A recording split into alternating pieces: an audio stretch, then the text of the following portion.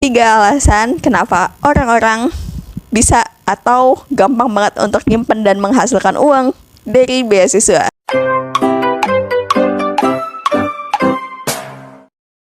Halo teman-teman semua, jadi kembali lagi bersama aku Safana Putri. Seperti biasa, kali ini aku mau sharing-sharing sedikit mengenai seputar scholarship ya, seputar pendidikan buat kalian. Dan kali ini aku mau bagiin tips atau bagiin sesuatu ke kalian mengenai kenapa sih banyak orang penerima beasiswa itu bisa banget untuk nyimpen uang atau menghasilkan uang dari scholarship gitu kan. Itu karena kasusnya udah banyak banget orang-orang yang bisa jalan-jalan sampai keluar atau sampai bisa punya penghasilan sendiri cuma dari dapat beasiswa gitu kan. Oke, sebelum mulai ke video jangan lupa like, comment, share, dan subscribe ke channel ini. Dan kita langsung aja mulai ke videonya.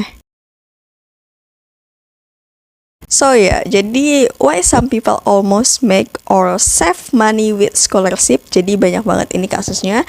Dan juga banyak banget yang bertanya-tanya kenapa sih banyak banget orang-orang yang telah menghasilkan banyak banget uang atau mudah banget sih menyimpan uang yang dia dari scholarship gitu kan, dari beasiswa. Jadi seperti yang kita tahu bahwa beasiswa atau scholarship ini jadi beberapa keuntungan yang didapatkan kalau kita menjadi awardee atau mendapatkan sebuah beasiswa, baik itu beasiswa sekolah SMA atau kuliah dan lain-lain, atau beasiswa pendidikan lainnya gitu kan.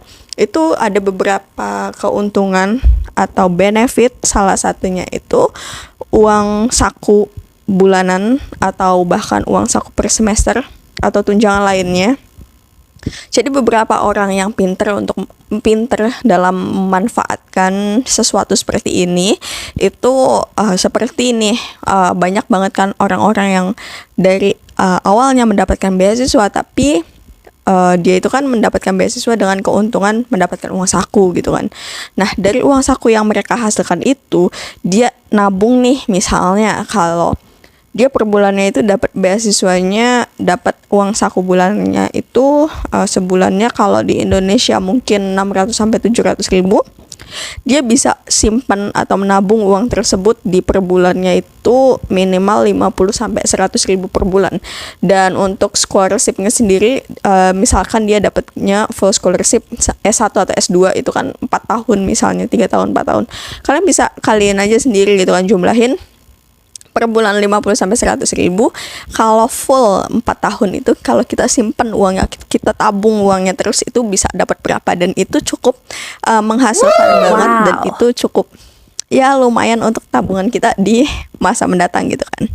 Nah, hal lainnya yang bisa kita dapatkan atau yang biasa orang-orang manfaatkan ketika kita mendapatkan scholarship atau beasiswa, khususnya dengan mendapatkan benefit dari beasiswa ini, yakni dengan adanya uang atau uang saku atau tunjangan yang didapatkan dari beasiswa ini, mereka manfaatkan untuk membangun bisnis kecil-kecilan seperti bisnis online. Misalnya dia memiliki keahlian dalam membuat kerajinan tangan atau digital painting atau menggambar, melukis, atau segala macam art or craft gitu kan, atau kalau yang bisa masak bisa banget untuk bikin jajanan kecil-kecilan dan dititipin di kantin kuliah, kantin kampus atau segala macam, atau bahkan bisa jualan online shop aja, menjadi dropshipper atau reseller gitu kan.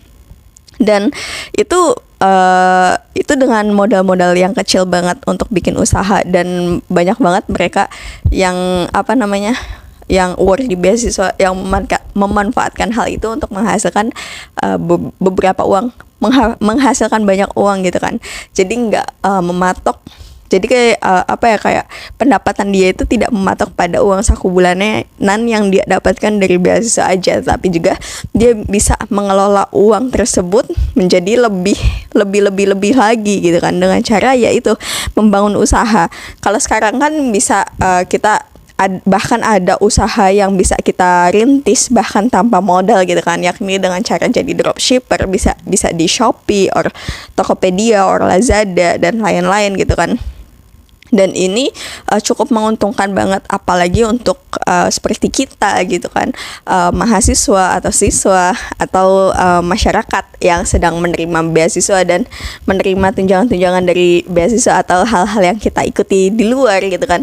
Jadi kalau kita mendapatkan beberapa benefit seperti uang dan sebagainya gitu, itu wajib banget sih, atau ya ini kalau menurutku lebih baiknya kita manfaatkan untuk hal-hal yang bisa, jangan sampai uang itu masuk ke kita dan udah kita habis untuk beli-beli sesuatu yang nggak sustainable gitu kan. Kalau kita bikin bisnis itu kan modal cukup sekali di awal, dan kalau bisnis itu berlanjut ya kita bisa dapat earn money-nya itu lumayan gitu kan. Jadi untuk kita jajan atau beli sesuatu pun nggak harus mematok dari uang yang kita dapatkan dari beasiswa itu sendiri. Nah, pertama tadi kan aku ada jelasin mengenai menabung atau menyisihkan uang dari beasiswa. Lalu yang kedua ini dengan membangun bisnis kecil-kecilan, baik online shop atau menggunakan kreativitas kita, apa yang mungkin menggunakan kemampuan kita, mungkin bisa jadi untuk ngajar atau bikin jualan makanan kayak snack or jadi dropshipper or reseller in e-commerce mungkin.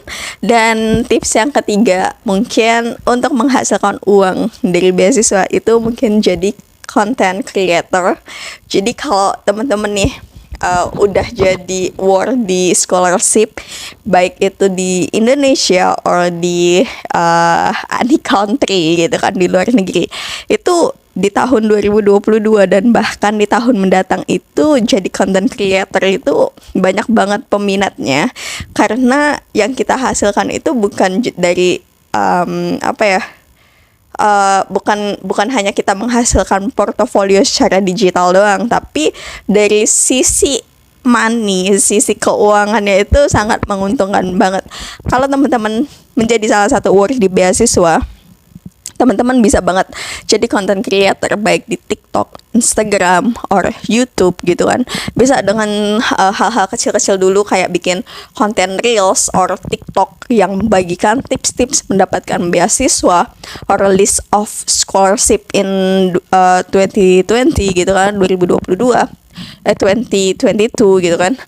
Atau bisa juga kalian bisa, kalau kalian worthy dari Indonesia yang dapat beasiswa di luar negeri, kalian bisa banget bikin konten, jadi content creator. Kayak banyak banget contohnya kayak Leonardo Edwin atau Jerome gitu kan, atau Kak Tura gitu kan. Dan itu lumayan banget, dan itu juga bisa jadi portofolio kalian gitu kan, dan bisa bangun personal branding dari diri kalian sendiri. Selain kalian mendapatkan uang di beasiswa, kalian juga bisa banget mengenalkan nih kita anak-anak Indonesia itu di kesehariannya di sana ngapain aja, dan hal-hal yang kita dapatkan di negara luar itu apa aja, dan apa sih yang bisa kita lakukan sebagai anak bangsa Indonesia di luar negeri gitu kan. Dan juga kalian itu bisa banget bikin konten-konten yang menurut minat atau passion kalian, nggak harus tentang beasiswa gitu kan.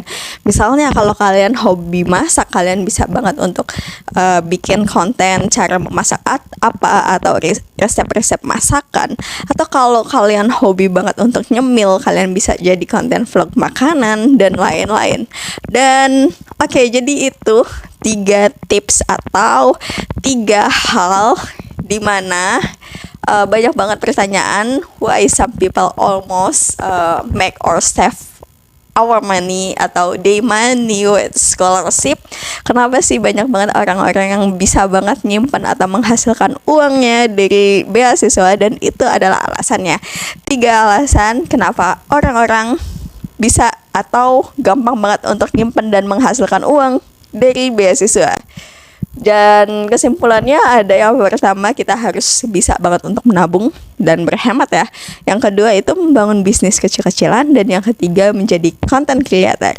Gimana menurut kalian? Kalau kalian ada ide, kalian bisa langsung aja komen di bawah. Dan kalau kalian mau request video untuk video selanjutnya, kalian bisa langsung aja komen di bawah atau request video di sapanaputri3@gmail.com. Dan terima kasih buat kalian yang sudah menonton video ini sampai selesai. Kalau aku ada salah pengucapan dalam video ini, aku minta maaf. Dan buat kalian jangan lupa like, comment, share, dan subscribe ke channel ini buat kalian semangat. Semoga sukses selalu, sehat selalu, dan sampai jumpa di video berikutnya.